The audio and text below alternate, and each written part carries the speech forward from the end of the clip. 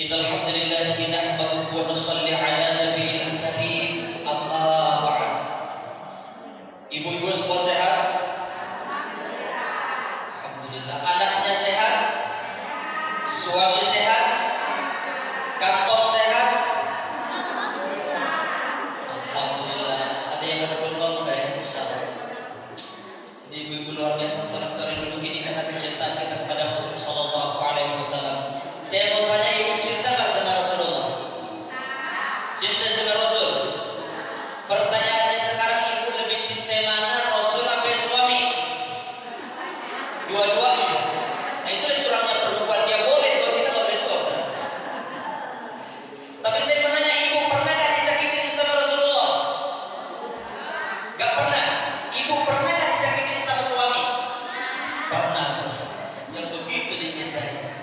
Insyaallah Allah karram habibana Al-Habib Ali, guru saya, semoga Allah panjangkan umur beliau. Al-Mukarram kaget Al-Mukarram bin Karam Ustaz Sujana, insyaallah alhamdulillah semoga sehat selalu. Kemudian yang lebih spesial lagi, Al-Mukarram bin Karam guru kita yang jauh-jauh. Guru kita dari mana ibu? Bu, yang bakal isi ceramah tausiah sore hari ini, tahu gak asalnya dari mana? Dari Sintang, Kalimantan Barat, dan beliau sudah ada di tengah-tengah kita. Alhamdulillah. Beliau asli dari suku Dayak Seburuang. Nama sukunya Singamacan. Ganteng gak bu orangnya? Ustadznya kira-kira lebih ganteng beliau apa saya? Ganteng kok, sama-sama ganteng. Beliau adalah founder lapangan Badan Wakaf Al-Quran yang selama ini mendistribusikan Al-Quran, dan saya tahu jamaah Majelis Taklim Al-Barokah ini adalah taklim yang nomor 1 yang luar biasa ikut andil dalam program Badan Wakaf Al-Quran. Kalau masjid-masjid yang lain mungkin banyak, tapi kalau taklim ibu-ibu yang antusiasnya luar biasa di dalam membelanjakan harta di jalan Allah Subhanahu wa taala melalui Badan Wakaf Al-Quran, Majelis Taklim Al-Barokah ini yang nomor 1. Ini Masya Allah, rekor tertinggi ada di sini. Insya Allah. Guru kita ini adalah ketua mu'alaf Center Sintang Kalimantan Barat dan sudah mengislamkan 600 suku Dayak.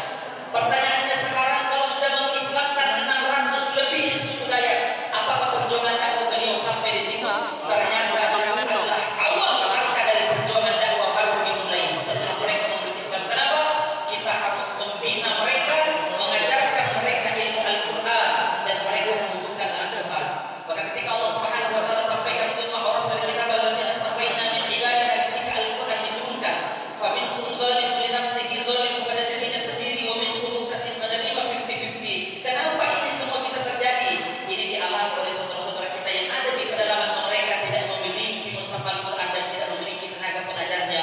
BWA tidak mau itu terjadi, maka kita berikan Al-Quran plus dengan tenaga pengajarnya agar mereka menjadi golongan yang faminhum sabiqun bil khairati biiznillah. Mereka mempelajari ilmu-ilmu Al-Quran, kemudian mereka terapkan di dalam kehidupannya sehari-hari.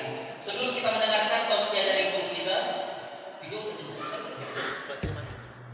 Masih disiapkan dulu oleh tim kami. Saya kasih laporan sambil tim kami menyiapkan pemutaran video nanti. Dari tahun 2006 setelah mendapatkan rekomendasi dari Majelis Ulama Indonesia Pusat, sampai hari ini kita sudah distribusi 2,6 juta mushaf Al-Quran. Dan pada tahun 2023 kita sudah mendapatkan penghargaan dari Indonesia Fundraising Award bahwa BWA adalah wakaf Al-Quran terbaik saat ini. Saya juga mengucapkan ribuan terima kasih, syukran jazakumullahu khair. Apa yang selama ini jamaah belanjakan melalui Badan Wakaf Al-Quran, insyaallah itu semua akan menjadi amal jariah. Idza mata ibnu Adam in kata amaluhu illa min thalathin, ketika Adam meninggal dunia putus semua amalan-amalannya kecuali 3. Yang pertama sedekah jariah, dan ulama sepakat bahwa sedekah jariah itu adalah wakaf. Banyak orang yang diberikan harta melimpah oleh Allah Subhanahu wa taala, tanah luas berhektar, rumah besar bertingkat, kendaraan mewah,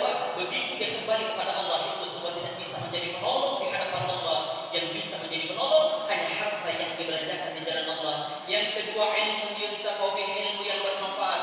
Mungkin mushaf Al-Quran yang kita wakafkan tidak akan bertahan lama, hanya bertahan 3 tahun, 2 tahun, bahkan mungkin hanya 1 tahun. Tapi walaupun mushaf Al-Quran yang kita wakafkan telah musnah, telah hancur, jatuh di tangan para santri, para penghafal Al-Quran, mereka menghafalkan Al-Quran lewat Al-Quran yang kita wakafkan, dia menjadi seorang ustaz, punya murid jadi ustaz lagi, sampai yaumil kiamah. Mushaf Al-Quran yang telah tiada, kita pun sudah ada di alam barzah, tapi ada pahala yang terus mengalir untuk kita. Tidakkah kita ingin ketika kita ada di alam barzah, ketakutan sendirian, tidak ada yang bisa memberikan pertolongan di saat itu, tapi ada pahala yang terus mengalir untuk kita. Kita mau nunggu sampai berapa videonya ya, insyaallah. Yang ketiga, ilmun awwaladin salihin yad'ulah, anak saleh yang terus mendoakan orang tuanya. Di dalam kitab I'lanatul Talibin dikatakan, kita boleh melakukan sebuah amalan ubudiyah yang kita niatkan untuk orang tua kita yang sudah kembali kepada Allah Subhanahu wa taala. Jadi Allah masih memberikan kesempatan buat kita. Bu, masih hidup? Ngantuk ya? Ibu cinta nggak sama orang tua? Kita harus paham, di dalam Islam itu kita tidak pernah diajarkan untuk membalas jasa orang tua. Islam itu hanya mengajarkan kepada kita berbakti, birrul walidain. Karena kalau membalas jasa orang tua, walaupun kau berikan dunia dan seluruh isinya kepada ibumu, kau nggak akan pernah mampu membalas satu tendangan di dalam perut ibumu. Dan salah satu tanda kita berbakti kepada orang tua kita adalah kita melakukan sebuah amalan ubudiyah. Hari ini kita berwakaf, niatkan atas nama orang tua kita, itu adalah kado terindah buat mereka. Hari ini kita berwakaf atas nama ayah kita, atas nama ibu kita, itu adalah kado terindah. Dan ini adalah satu tanda cara birrul walidain, berbakti kepada orang tua. Ukasha itu datang di hadapan Nabi, Rasulullah, ibuku telah wafat, aku ingin berbakti. Adakah amalan yang bisa aku lakukan agar pahalanya sampai kepada ibu? Apa kata Rasul sallallahu alaihi wasallam? Kau wakafkan satu sumur, kau niatkan pahalanya untuk ibumu, maka insya Allah setiap tetesan air, setiap aliran air itu akan menjadi pahala untuk ibu. Maka manfaatkan kesempatan hari ini, karena di dalam Al-Quran, anfiqu mimma razaqnakum, belanjakan harta yang Allah titipkan kepadamu. Sebagian harta kata Allah, Allah nggak minta semua. Tapi kalau kita membuka di dalam surah Al-Imran, dan tanalul birra, tidaklah sekali-kali kau mendapatkan kebajikan yang sempurna hatta tunfiqu, sebelum kau membelanjakan sebagian harta yang Allah Subhanahu wa taala titipkan, mimma tuhibbun, yang paling kamu cintai. Ibu, saya mau tanya, ibu punya uang 50.000, ada uang 100.000, kira-kira yang paling ibu cintai yang mana? Yang merah. Kata Allah, mimma tuhibbun, keluarkan yang paling kamu cintai. Saya mau tanya sama ibu, ibu punya uang 1 juta, punya tabungan 10 juta, yang paling ibu cintai yang mana? Yang 10 juta. Apa kata Allah tadi? Lan tanalul birra, tidaklah sekali-kali kau mendapatkan kebajikan yang sempurna hatta tunfiqu, sebelum engkau membelanjakan sebagian harta yang Allah Subhanahu wa taala berikan, mimma tuhibbun, yang paling kamu cintai. Dan ini adalah bukti kecintaan kita kepada umat baginda Nabi Muhammad sallallahu alaihi wasallam.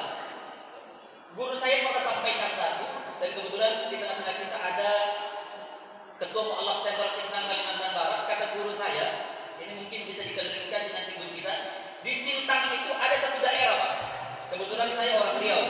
Saya pengawal, kalau kenal Kuas, saya pengawal Kuas. Saya anak motor, dari sini ke Riau naik motor 2 hari 2 malam. Insyaallah. Jadi kalau Ustaz bicara tentang perjuangan dakwah, saya dakwah di Injil itu, kita naik perahu kecil sama buaya di samping kita. Perjuangannya luar biasa, Masya Allah. Guru saya sampaikan satu, dia punya teman berdakwah di Kalimantan, banyak di tempat tersebut yang masuk Islam. Belum masuk ke Talang Mamak daerah Riau, masuk ke Sintang daerah Sintang, satu kampung banyak yang mu'alaf, banyak orang yang tertarik memeluk agama Islam. Tapi apa yang terjadi? 1 tahun kemudian ditinggalkan sebuah daerah tersebut, kemudian dia kembali ke agama asalnya, dia kembali memeluk agama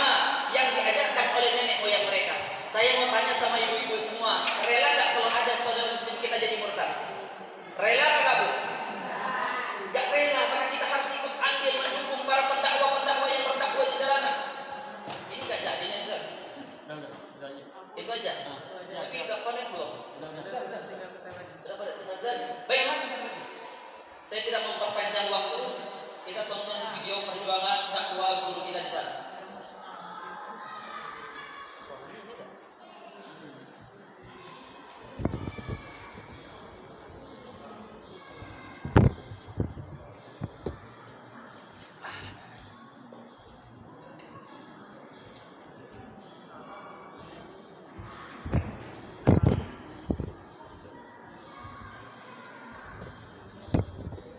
Di Kalimantan. Kalimantan.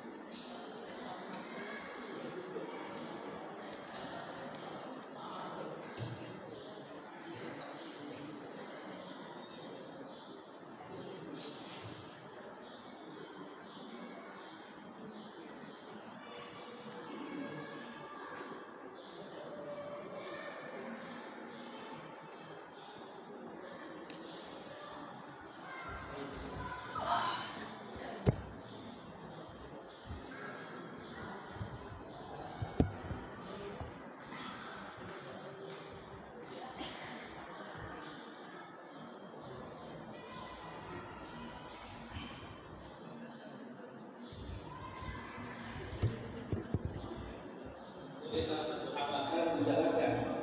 Ya ini nih.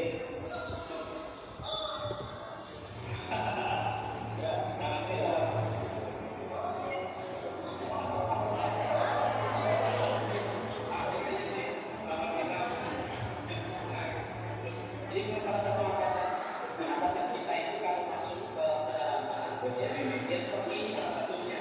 Belum lagi kayu-kayu itu pada muncul dari dasar sungai. Jadi memang membuka hati-hatian dan tingkat resikonya juga tinggi. Ya.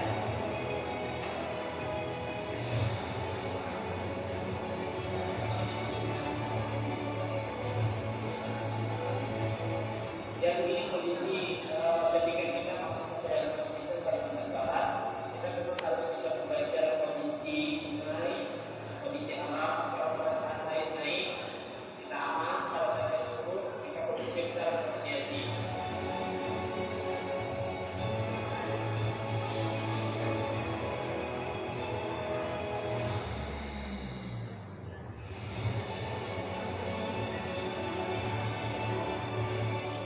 Pada siang hari ini kita akan berangkat menuju Desa Pendatai. Dalam perjalanan insya Allah bisa ditempuh nanti bersama dengan tim kurang lebih 6 sampai 7 jam. Dan malam hari nanti kita akan bertemu dengan keluarga Islam yang ada di pedalaman Desa Pendatai.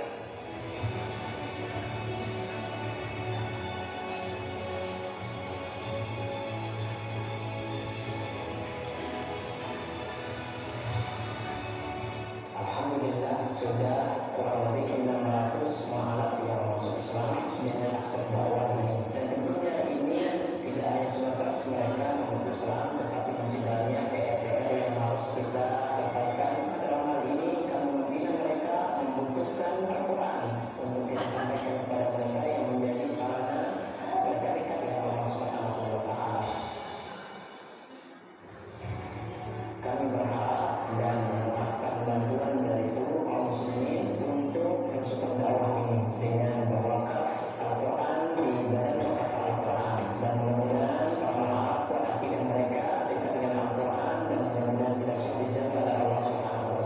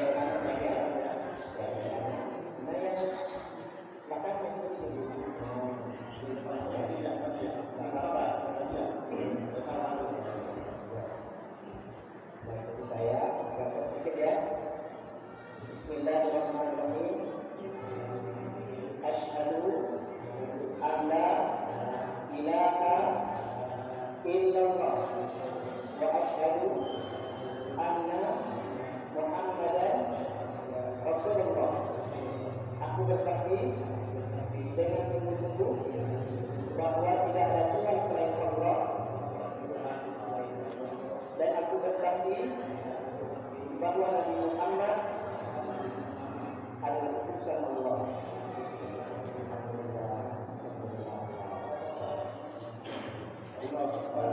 Jadi hal ini apabila sudah keluarga sudah disaksikan oleh para malaikat, kemudian hari ini kawin, maka sudah menjadi seorang muslim. Ya, maka ini saya bersyukur kepada Allah dan berdoa kepada Allah dan berdoa Allah mengizinkan para keluarga, kemudian tentunya kemudian insyaallah, kemudian juga kami mengucapkan terima kasih dan mudah-mudahan kita memberikan kebahagiaan yang Allah Taala dunia dan akhirat. Selanjutnya saya serahkan kepada Ustaz. Demikian tadi sebuah video tentang bagaimana medan dakwah perjuangan Tuan Guru kita. Ibu-ibu sudah siap mendengarkan tausiah dari beliau? Sampai maghrib siap? Gak siap? Emang sampai berapa biasanya? Oh, pada puasa. Jam 5 selesai. Iya. Oh, jam setengah 6. Iya.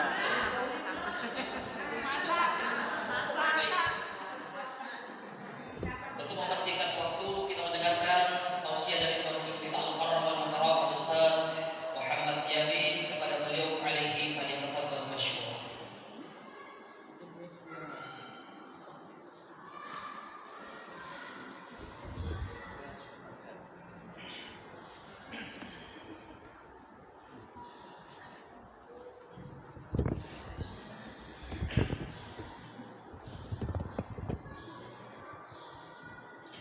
Bismillahirrahmanirrahim. Assalamualaikum warahmatullahi wabarakatuh. Waalaikumsalam warahmatullahi wabarakatuh. Insyaallah Ibu semangat ya. Ini kurang keras suaranya. Assalamualaikum warahmatullahi wabarakatuh.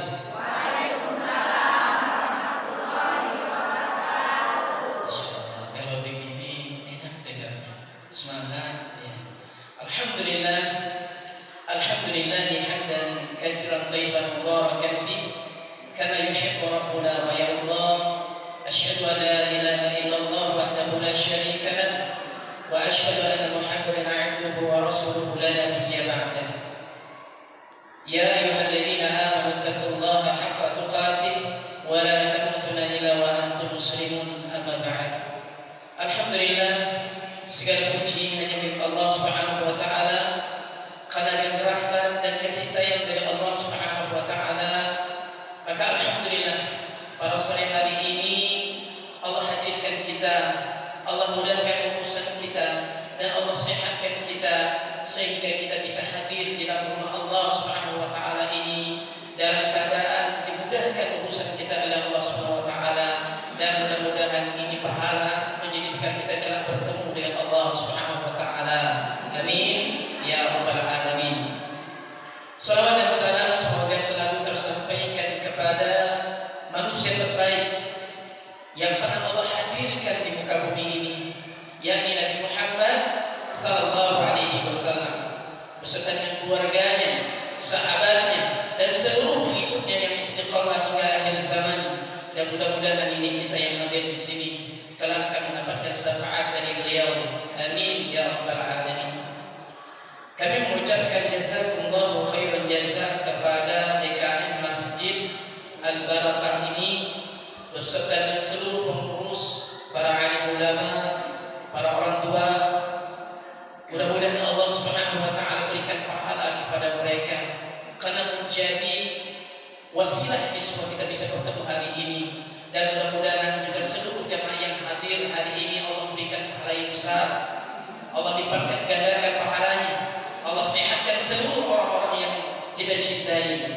Apalagi ini adalah bulan haram yang Allah berikan kemuliaan bagi kita yang bertemu dengan bulan haram ini. Sekarang Tanggal berapa Bu Muharram Bu? Tanggal 10. Alhamdulillah pada puasa tadi. Alhamdulillah. Mudah-mudahan Allah berikan pahala yang besar kepada ibu sekalian, pada seluruh jemaah yang hadir. Alhamdulillah kami hadir dari Kalimantan Barat. Bu, tahu Kalimantan Barat Bu? Nah, coba Ibu, Kalimantan Barat tahunya apa Bu? Tahunya apa kalau tentang Kalimantan Barat? Sawit. Ya, alhamdulillah. Jadi gambarannya itu ada sungai yang terpanjang, ini Sungai Kapuas. Tapi ada anak sungai Bu di sana Bu. Ya. Itu yang salah satu yang kita masuki tadi itu adalah daerah binaan kita. Alhamdulillah saya hadir didatangkan dari Kalimantan Barat, Pontianak. Tapi Pontianak ini kota besarnya Bu. Saya masuk lagi jauh dari Pontianak itu kurang lebih 9 jam perjalanan. Itu kiri dan kanan itu hutan semua. Jadi kalau tahu Kalimantan Barat, pasti gambaran dalam ibu-ibu itu pasti ibu kota yang baru akan dibangun. Ya kan? IKN Bu ya. Tapi jauh Bu IKN itu Bu.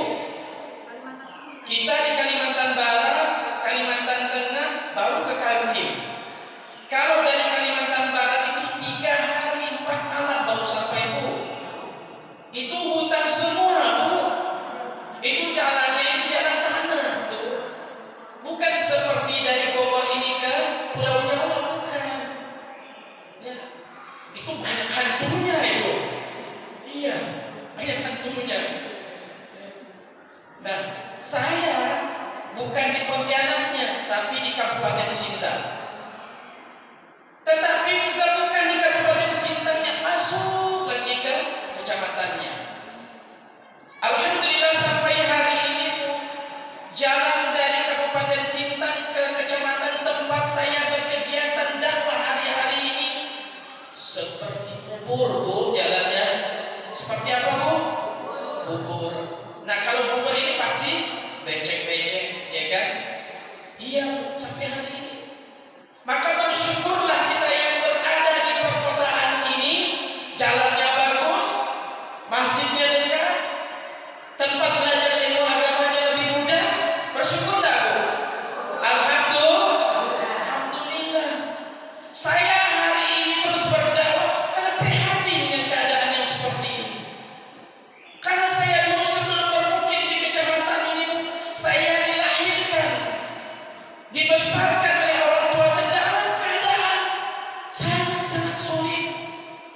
Maka demi ini semua, karena keprihatinan inilah saya ingin orang tua saya, ibu saya diangkat derajat oleh Allah Subhanahu wa taala. Kalian merasakan kondisi yang seperti itu. Berapa jam dari kecamatan? 10 jam perjalanan. 10 jam perjalanan. Ini masuk sungai. Ya. Belum ada jalur darat waktu itu. Sudah ada jalur darat itu setelah perusahaan sawit masuk, transmigrasi masuk, barulah ada jalur darat. Itu pun jalannya itu seperti bubur, bukan seperti nasi. 10 jam perjalanan. Itu tempat, itu kampung betul-betul terisolir di situ. Nah kalau terisolir, apa saja sih gambarannya di situ? Tidak ada listrik di situ, tidak ada mushola di situ, tidak ada masjid di situ, hatta sampai tidak ada yang berdakwah di situ. Bu, kalau malam-malam Bu, saya belajar Bu malam-malam itu pakai pelita Bu. Tahu pelita? Apa pelita? Nah, itu lampu yang diisi minyak tanah, dikasih sumbu, kalau dekat hidung kita jadi hitam. Mau begitu Bu di Bogor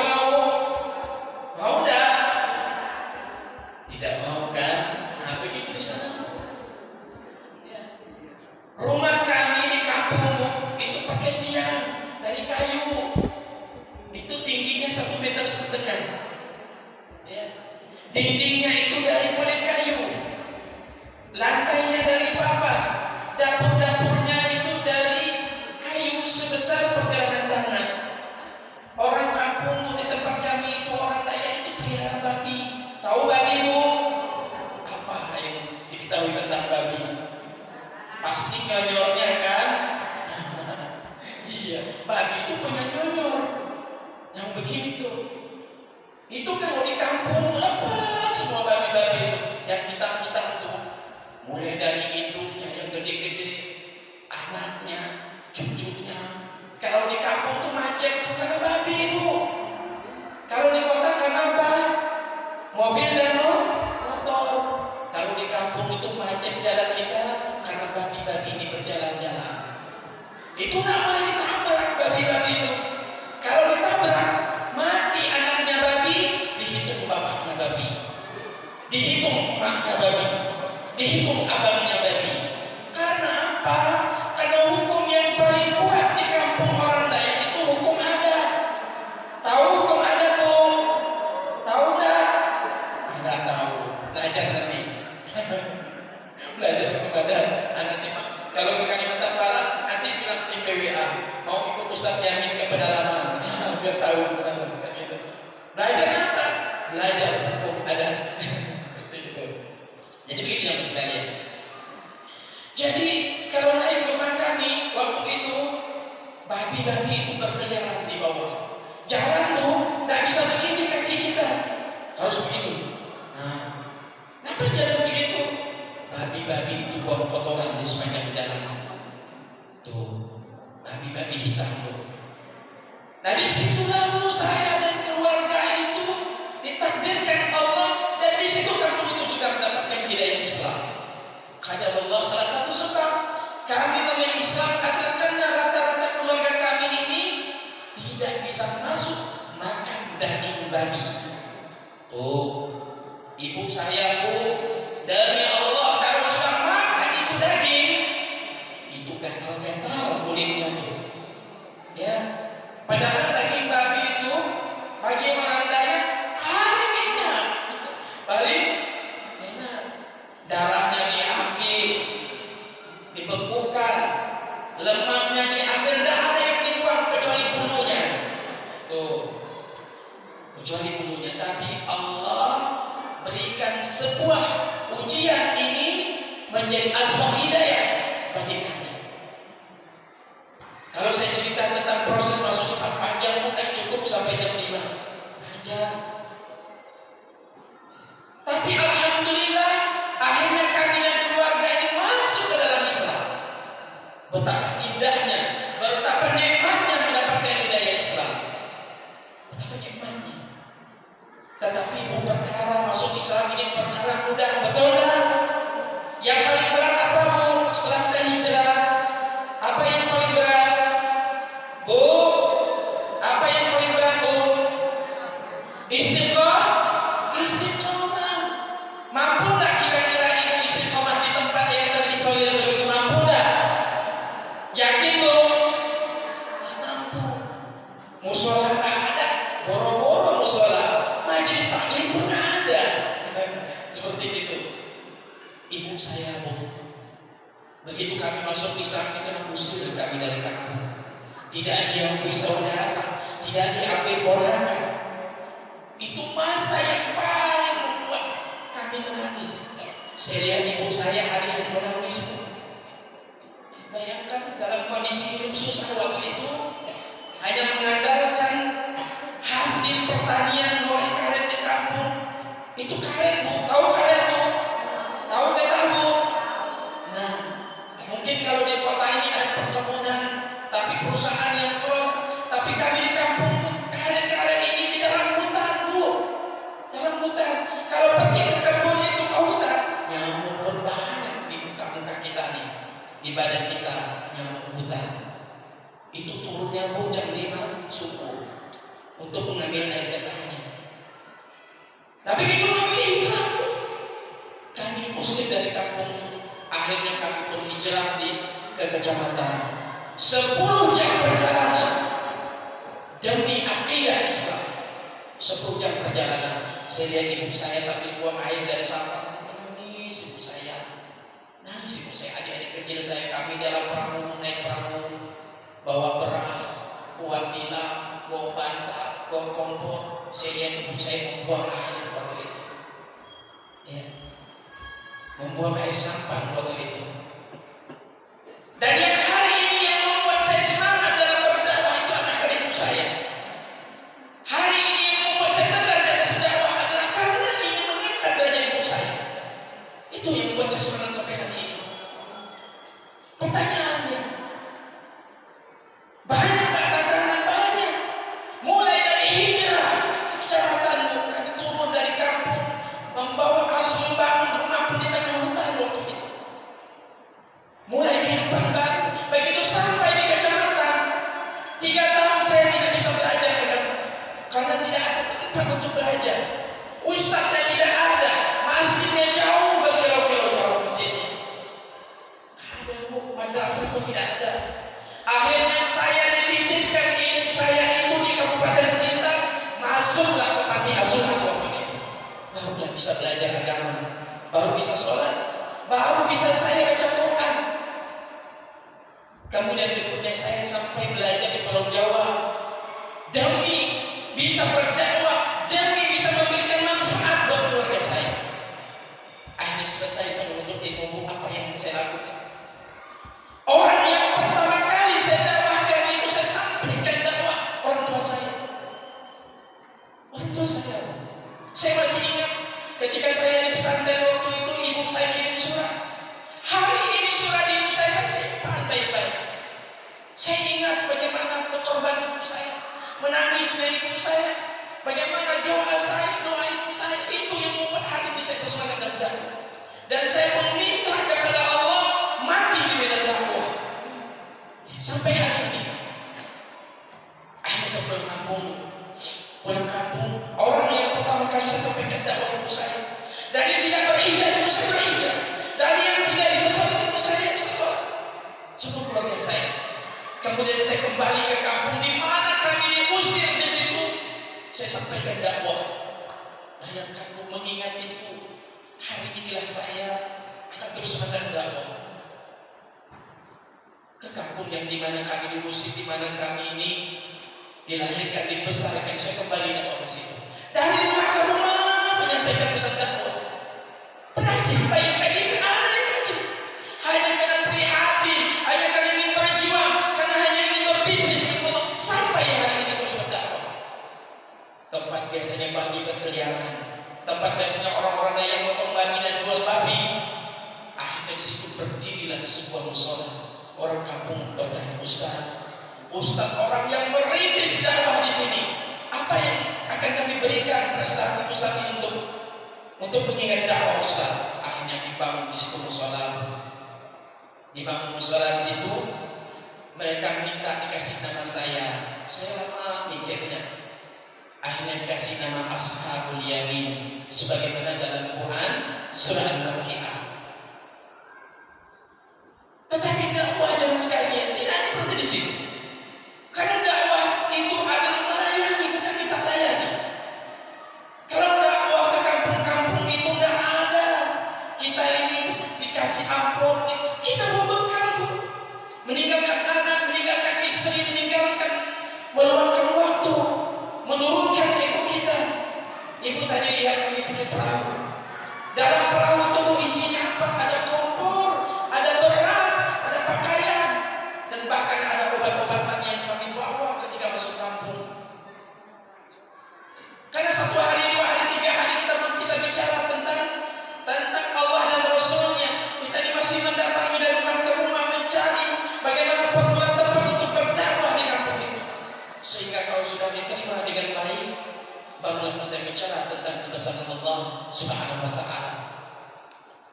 Kan orang kampung itu melihat kita, bukan yang dilihat itu berapa pintarnya kita, bukan. Berapa banyak kita hafal Quran, tidak dilihat ya. Tapi seberapa jauh kita ini mengambil hati dan nyaman bagi mereka. Itu yang dilihat mereka. Itu yang dilihat mereka. Banyak tantangan, banyak. Saya masuk kampung, Bu. Iya. Saya masuk ke kampung, ada salah satu kampung. Di situ ada suku Dayak, ada yang Muslim dan ada yang non Muslim. Bahkan para mualaf di situ ada yang tidak masuk kami ke situ. Ada seorang dukun yang terkenal di kampung itu. Saya sudah tahu nih. Kalau dukun orang Dayak itu tidak omong-omong saja dia dukun. Tahu cerita, mohon maaf, tahu tentang kisah Madura dan Dayak, tahu? Tahu enggak? Itu ada di tempat kita. Tahu? Itu orang Dayak itu meskipun sudah beragama, dia masih percaya dengan leluhur, masih percaya. Waktu itu itu kejadian paling menyeramkan. Jadi saya kalau masuk kampung tahunya dukun, saya sudah tahu dukun ini banyak ilmunya. Ilmu hitam dia, santet dia, racun juga dia. Racun dia masuk kami kampung situ. 1 hari, 2 hari, 3 hari.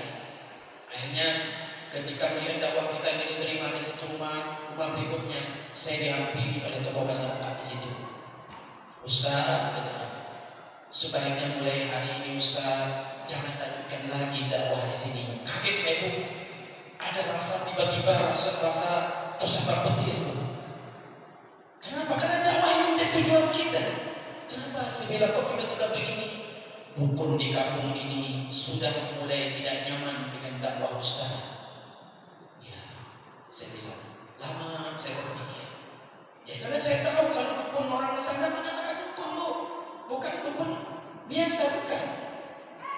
Terus saya bilang, berapa hebat dukun? Hebat Ustaz. Nih jimat dari dukun, dia bilang dan tunjukkan.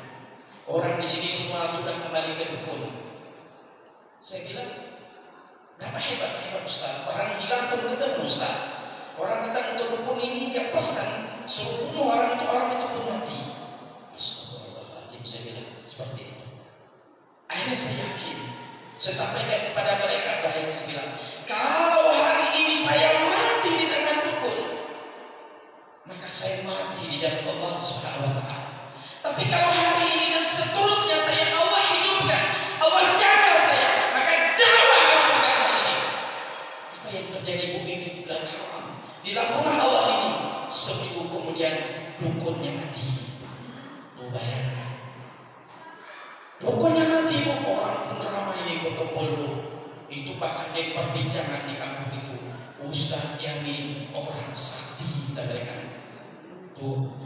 Padahal saya bukan siapa-siapa, orang yang lemah, yang tidak ada daya dan kekuatan, kecuali Allah berikan pertolongan. Betul tak, Bu? Iya, kita ini manusia lemah.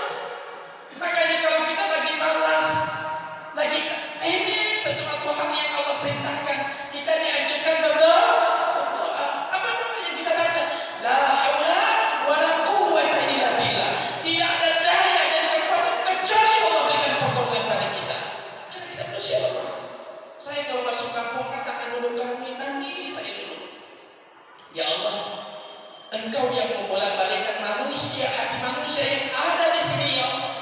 Hati mereka dalam genggaman, ya Allah. Selamatkan hamba ketika masuk di sini, ya Allah, dan keluar dari kampung ini.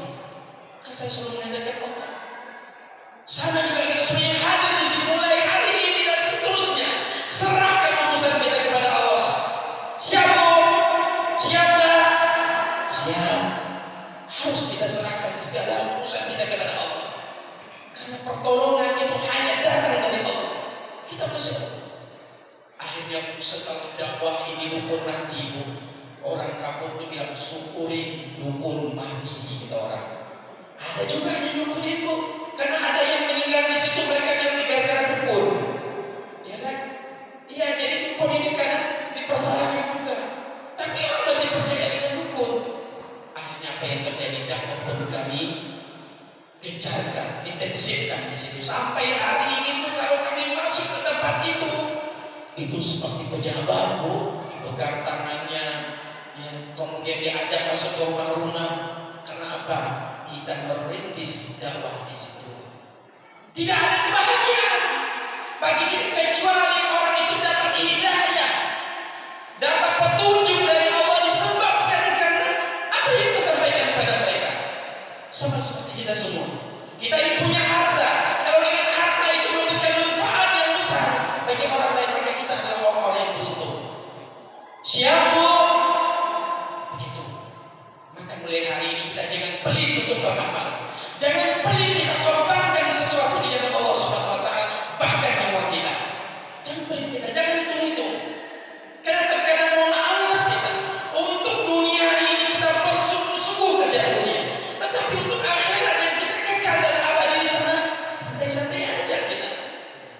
manusia yang tidak sadar sebetulnya bahwa kematian itu pasti baginya.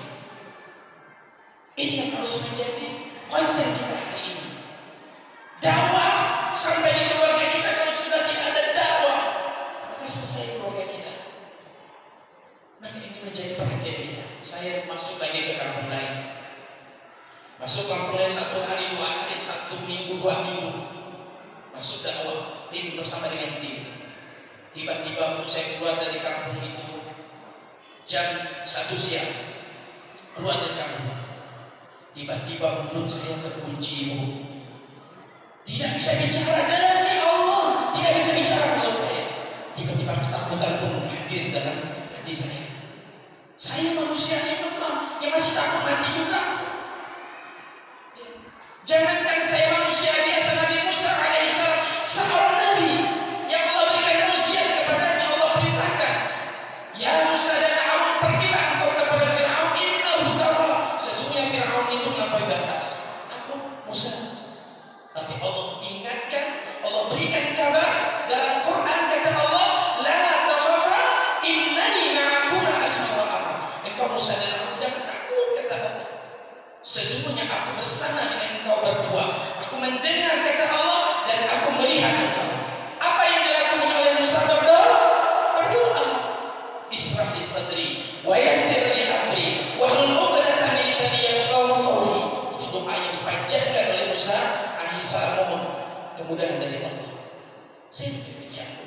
Ketika terkunci mulut ini, saya berdoa kepada Allah Subhanahu wa taala, nangis saya, ya Allah, ini engkau berikan ujian, pasti engkau berikan pertolongan kepadaku, ya Allah. Maka tangan ke langit, saya bacakan sebuah doa.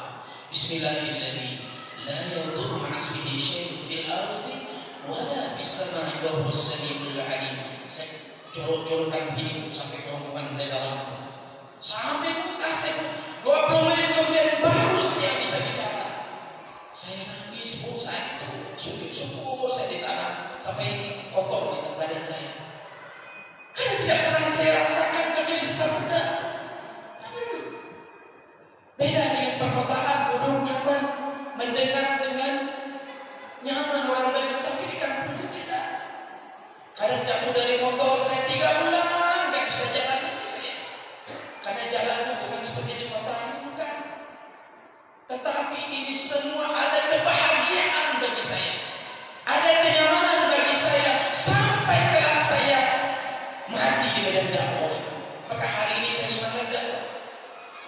Saya tinggalkan anak dan istri saya, dan alhamdulillah sekarang di Kecamatan Nur saya sudah dirikan pesantren, sebuah tahfiz yang saya dedikasikan untuk anak-anak para mu'alaf. Itu pun Allah yang berikan pertolongan. Itu di tengah hutan, coba lihat. Itu tengah hutan semua. Awalnya saya terima santri 15 orang. Saya ambil anak-anak dari kampung. Saya datangi rumahnya. Oh, ini rumahnya kehidupannya susah, tapi pengen belajar. Saya ambil, saya asuh seperti anak saya sendiri. Dan mereka tidak berbayar. Siapa yang membantu perjuangan kami? Orang-orang yang tidak tampak mereka. Ada saja yang menghubungi saya, Ustaz, saat ini Ustaz perlu apa sih? Kita perlu makan. Kirim mereka. Bahkan ada donatur saya di Jakarta sampai hari ini tidak pernah ketemu saya.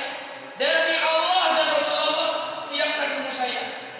Dia punya hutang 5 miliar. Kemudian telepon saya setelah dia bantu, Ustaz, apa yang bisa dibantu? Untuk saat ini lah, titipin Ustaz. 5 miliar selesai, kemudian nangis. Ustaz, saking senangnya Ustaz, saya bilang bebas dari hutang ini, kami berangkat umroh Ustaz untuk keluarga. Ya Allah, nangis saya. Juga ada di cerita, saya sampaikan ini supaya kita ini tahu bagaimana kita bisnis dengan Allah. Saya punya ibu-ibu datang ke saya, mengaku dan mengeluhkan suaminya marah-marah. Ustaz, tolong doakan Ustaz. Ini suami saya sudah mulai berselingkuh. Saya tunjukkan foto selingkuhan. Ya Allah, segala. Doakan saya Ustaz. Kalau sempat saya tidak terkabul doa Ustaz, cerai dengan Ustaz demi Allah. Akhirnya saya doakan. Waktu itu dia bantu dakwah kami, bantu Quran dan mengisikan rezekinya untuk tim dakwah waktu itu. 3 bulan kemudian dia datang kepada saya, Ustaz, doa Ustaz mustajab. Nah ini saya itu tidak saya bilang, doa saya tidak mustajab. Yang mustajab itu, yang benar itu adalah berwasilah kepada Allah dengan amal soleh yang dilakukan. Saya bilang, yang tidak boleh itu kalau kita diuji oleh Allah, ada permasalahan kita lari pada selain Allah, itu tidak boleh. Tapi ibu ini membantu berwasilah kepada Allah dengan amal soleh, maka Allah kabulkan doa ibu. Nangis dia. Akhirnya sekarang tak akur dia dengan suaminya. Ini kemudahan. Ala inna nasrallahi qarib. Ingatlah pertolongan Allah itu sangat dekat. Maka hari ini Bu, di bulan haram ini, di bulan terbaik bulan ini, hadirkan ketaatan dalam kehidupan kita. Jangan pelit kita untuk beramal. Jangan pelit kita untuk melakukan kebaikan. Karena kita semua pasti mati. Orang kalau sudah mati melihat dalam Quran kata Allah. Dalam Quran Allah mengingatkan dan Allah menyampaikan bagaimana keinginan berjuta-juta manusia yang sudah ada dalam kubur. Apa keinginan mereka? Apa keinginan mereka? Mereka mengatakan, Rabbi laula akhartani ila ajalin qarib fa asaddaqa. Keinginan mereka adalah untuk bersedekah. Apa sedekah itu? Mengeluarkan segala sesuatu yang dia miliki di jalan Allah Subhanahu wa taala. Kenapa tidak? Lain pilihannya tidak sholat, tidak zakat, tidak haji. Seorang ulama besar namanya Ibnu Qayyim al-Jauziyah, beliau mengatakan kalau orang sedekah itu dia akan dimudahkan sakaratul maut. Yang kedua, orang sedekah itu ciri-ciri amal ibadahnya diterima oleh Allah Subhanahu wa taala. Karena dia enggak pelit. Orang pelit ini pasti gampang sakit, betul tak? Pasti gampang sakit ya. Kita ini kadang-kadang untuk dunia ini kita mati-matian, tapi untuk akhirat kita pelit. Untuk beli itu ini kita mampu keluarkan apa saja, tapi untuk sedekah kita pelit. Untuk yang menjadi bekal kita hitung-hitungan dengan Allah Subhanahu wa taala. Maka mulai hari ini yang harus kita ubah. Harus kita ubah. Kalau kita hadirkan Allah dalam kehidupan kita, maka siap-siaplah kita diberikan pertolongan dari Allah Subhanahu wa taala. Siap-siap kita. Kemudian yang berikutnya, orang yang bersedekah itu kata Imam Ibnu Qayyim, kuburnya kelak akan diberikan cahaya oleh Allah Subhanahu wa taala. Mau enggak Bu kasih cahaya oleh Allah? Mau enggak? Sarannya apa Bu? Sedekah. Keluarkan apa yang kita miliki dari Allah Subhanahu wa taala. Pasti Allah ganti. Kemudian yang terakhir, orang yang bersedekah itu, kelak akan masuk surga yang luas. Namanya as-sakhayyah. Hanya dimasuki oleh orang-orang yang beramal. Maka untunglah orang-orang yang mengeluarkan hartanya di jalan Allah Subhanahu wa taala, mengeluarkan ilmunya di jalan Allah Subhanahu wa taala, menghabiskan waktunya di jalan Allah Subhanahu wa taala. Begitu napasnya berhenti, pahala terus mengalir sampai kepada orang tersebut. Inilah keberuntungan, inilah kebahagiaan, inilah kemenangan, dan inilah berkah dari Allah Subhanahu wa taala. Maka insyaallah kami hadir di Kota Bogor ini, saya kurang lebih paling 3 hari lagi di Bogor ini. Dalam rangka apa? Menghimpun wakaf-wakaf Quran yang akan khusus kami distribusikan, diperuntukkan untuk saudara-saudara kami di Kabupaten Sintang sana. Kenapa Bu? Karena di sana ini masih kesulitan sampai hari ini Bu. Terutama yang kami kejar, yang kami minta para dai-dai adalah Quran terjemahan. Karena ustaz-ustaz kita ngajak di bentuk ini. Maka mohon didukung nanti bagaimana caranya? Ya tentunya mengorbankan jalan Allah Subhanahu wa taala. Nah coba dilihat, ini paketnya bisa ditunjukkan berapa kebutuhan, berapa yang bisa diperuntukkan di sana. Nah silakan. Ini ada paket 100 mushaf Al-Quran. 100 mushaf Al-Quran. Berapa nilainya? Nilainya sebesar 15 juta rupiah. Ini bukan nilai besar kalau kita ingin berbisnis dengan Allah Subhanahu wa taala. Karena kata Allah Subhanahu wa taala, "Innallaha ashtara minal mu'minina anfusahum wa amwalahum bi anna lahumul jannah." Allah membeli dari orang-orang beriman. Bu, kita ini orang beriman apa bukan? Nah, kalau kita ngaku orang beriman, kita harus berjual beli dengan Allah Subhanahu wa taala. Betul enggak? Iya. Kita bisnis dengan Allah. Ibu-ibu kalau berbisnis dengan sesama manusia kadang untung kadang rugi, tapi kalau dengan Allah Subhanahu wa taala pasti beruntung kita. Apa yang kita bisniskan dengan Allah Subhanahu wa taala? Diri kita dan harta kita, kata Allah Taala, menentukan Allah dengan surga. Ini nilainya sebesar 15 juta rupiah. Kemudian paket yang berikutnya itu 50 mushaf Al-Quran senilai 7.500.000 rupiah. Ini sudah termasuk distribusi dan pembinaan. Tafadhol. Bisa saja Quran yang ibu keluarkan ini menjadi asbab hidayah bagi mereka, sehingga nanti orang yang dapat hidayah dan mereka masuk dalam surga, dia cari ibu di mana posisinya. Dia cari memberikan syafaat bagi ibu. Apalagi itu adalah anak-anak yang hafal Quran, anak-anak yang di pondok, anak-anak yang kami bina setiap hari mereka. Yakinlah pertolongan dari Allah Subhanahu wa taala. Kemudian yang berikutnya, paket 20 mushaf Al-Quran senilai 3 juta rupiah. Ini sudah termasuk distribusi dan pembinaan. Karena kalau kasih wakaf ini nanti akan diperuntukkan di Kabupaten Sintang, Kalimantan Barat. Itu dia, sebesar 3 juta rupiah. Kemudian paket 10 mushaf Al-Quran senilai 1.500.000 rupiah. Nah, saya mau tanya nih, siapa ibu-ibu yang berpaket ini? Coba angkat tangan. Yang 100 mushaf Al-Quran ada nggak? Coba angkat tangan. Nanti BWA Subhan dan sertifikat ini. Nanti yang ambil paket ini akan kami berikan apresiasi berupa sertifikat dan Subhan dari saya, dan kita doakan khusus nanti. Coba angkat tangan Bu, ada nggak Bu? 100 mushaf Al-Quran ini bulan baik nih. Bulan baik dalam keadaan berpuasa. Kalau kita beramal di bulan ini dilipat gandakan oleh Allah Subhanahu wa taala. Kita tidak tahu nih kematian kita ini kapan. Karena ini semua misteri dari Allah Subhanahu wa taala buat kita. Mungkin salat kita kurang, mungkin Quran kita kurang, tetapi dengan berwakaf Quran ini menjadi pemberat di sisi Allah Subhanahu wa taala. Coba katakan, siapa yang ambil 100 mushaf? Ada enggak? Bu, ada enggak yang ambil nih? Jangan malu-malu nih. Mumpung bulan haram ini. Coba. Mumpung saya masih 3 hari ini di Bogor ini. Ada enggak nih? Bu, ada enggak nih? Jangan malu-malu. Pas tadi kalau saya berlomba-lomba dalam kebaikan. Karena kalau kita menunjukkan pada suatu kebaikan diikuti oleh yang lain, maka itu pahala besar buat kita. Kita kadang-kadang melakukan hal yang tidak baik ini kita cepat. Begitu diperintahkan melakukan hal yang baik, kita malu-malu.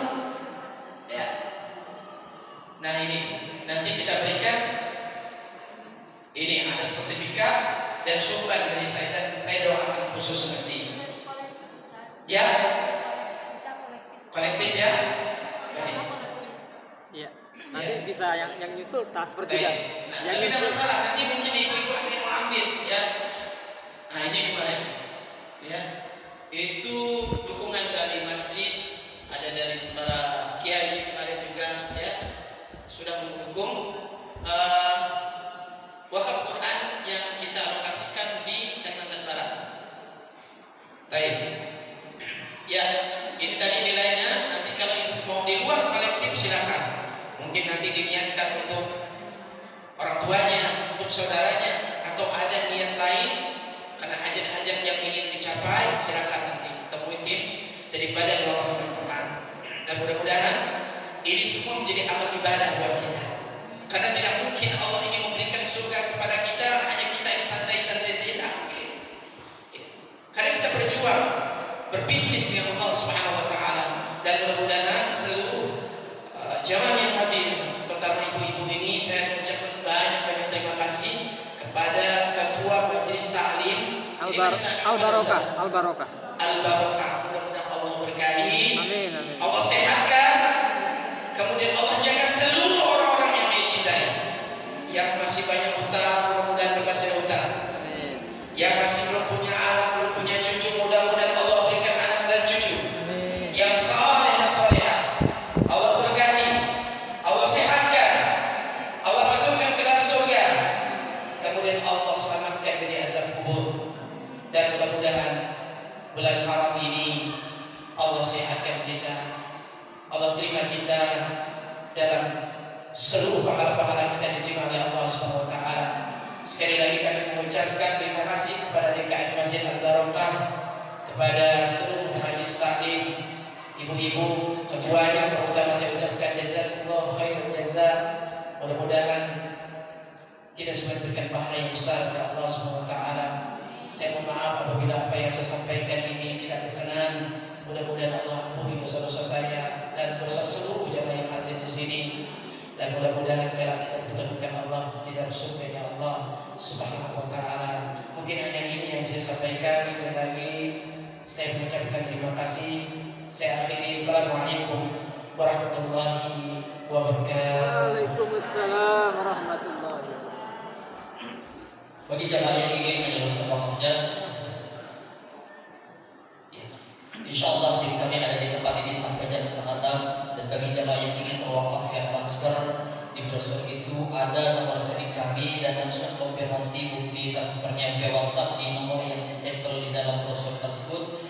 Dan bisa nanti dihimpun kepada guru kami Ustaz Mujadala. Dan bagi ibu-ibu yang ingin berwakaf kolektif nanti dikumpulkan ke istri beliau. Insyaallah seminggu 2 minggu yang akan datang akan ada penjemputan oleh tim kami. Saya menyampaikan sebuah riwayat saja di dalam kitab Riyadhus Shalihin. Iya. Oh baik. Ada yang terkumpul di sana diserahkan langsung ke Ustaz kita yang sudah terkumpul. Ya. Kita bisa bertawassul dengan amal saleh yang kita lakukan. Mudah-mudahan yang berwakaf ini apapun niatnya, apapun hajat-hajatnya semuanya nanti diijabah oleh Allah Subhanahu wa taala. Anaknya jadi soleh-soleha, diluaskan rezekinya, dinaikkan jabatannya. Anak dia belum dapat jodoh yang soleh-soleh, anaknya dimudahkan di dalam hafal Qur'annya. Mau maju bisa foto dapat sertifikat langsung. Ada Bu Ketua.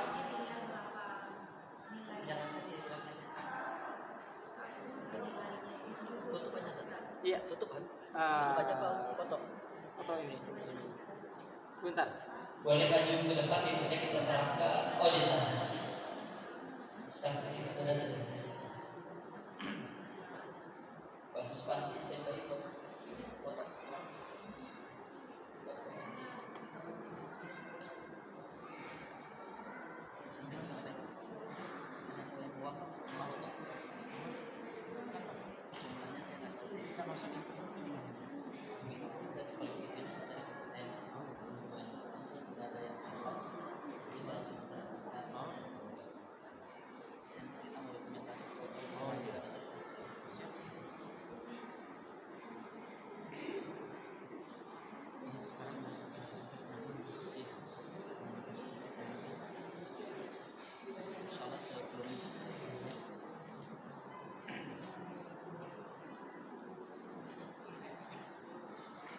Di dalam kitab Riyadhus Shalihin bab yang pertama bab ikhlas wa ihdaniyah fi jami'il a'mal, di hadis yang ke-12 itu tawassul bil amal salih, dan ini tidak ada khilafiyah. Tidak ada khilafiyah apapun hajat-hajatmu kepada Allah ya Rabb. Mudah-mudahan dengan wakaf yang saya keluarkan sore hari ini kau ijabah semua doa-doa dan hajat-hajatmu. Amin. Kita punya anak sekolah di tempat yang jauh, mata kita hanya 2 dikasih sama Allah Subhanahu wa taala. Kita nggak bisa pantau. Titip anak itu kepada Allah ya Allah, dengan wakaf saya hari ini tolong kau jaga anakku ya Allah. Tolong pertemukan dia dengan orang-orang yang baik, dia dengan orang-orang yang saleh. Dan kata Nabi Muhammad SAW, obati orang sakit di antara kalian dengan cara sedekah. Ibu punya penyakit hari ini, wakaf. Niatkan ya Allah, dengan wakaf yang saya keluarkan hari ini mungkin 10 paket mushaf Al-Quran, angkat penyakitku ya Allah. Maka kata guru-guru kita, sebelum kau diberikan penyakit oleh Allah, Allah ngasih kita rezeki itu hanya transit lewat tangan kita, ada haknya orang lain. Kalau Allah pengen ambil gampang saja, gimana caranya Allah kasih kita penyakit masuk rumah sakit puluhan juta biayanya. Sebelum Allah berikan itu, keluarkan di jalan Allah Subhanahu wa taala ya Rabb, hindarkan saya, angkat penyakit yang sedang saya hadapi. Makanya kalau di masjid-masjid itu biasanya ada kotak amal tolak bala, gerakan sedekah subuh. Itu biasanya setiap subuh masukin di kotak amalnya, ya Allah, saya niatkan tolak bala ya Allah. Mungkin hari itu takdirnya pengen celaka, tapi dengan wakaf dengan wasilah itu dihindarkan oleh Allah Subhanahu wa taala. Jadi ibu-ibu udah pada gelisah nih kayaknya nih. Belum pada masak Bu ya? Kita tunggu guru kita dulu nulis ya. Sambil lulus, direkam, dilaporkan dulu sama beliau. Masih siap menunggu Bu ya? Sebentar saja. Nah, Insyaallah. Jadi yang hadir ini mesti ini pencinta Rasul semua. Alhamdulillah. Setiap malam Jumat kita kan maulid di sini Bu ya, betul nggak? ya ini ketua Majelis Taklim Al Barokah. Iya. Didokumentasikan Iya, iya, iya. Ini Bu Haji Jubaidi. Jumiati. Jumiati. Iya, Jumiati.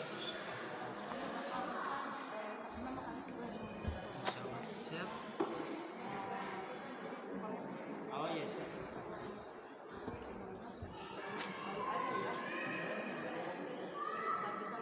Siap. Untuk sementara terkumpul 4.500.000 rupiah. Alhamdulillah. Takbir. Allahu Akbar. Iya. Iya, iya, dipoto dia juga. Iya. Satu. Duduk apa berdiri? Dokumentasikan. Sudah, cukup. 3. 1, 2. Iya. Sertifikat. Oh iya, sertifikat. Insyaallah inilah harta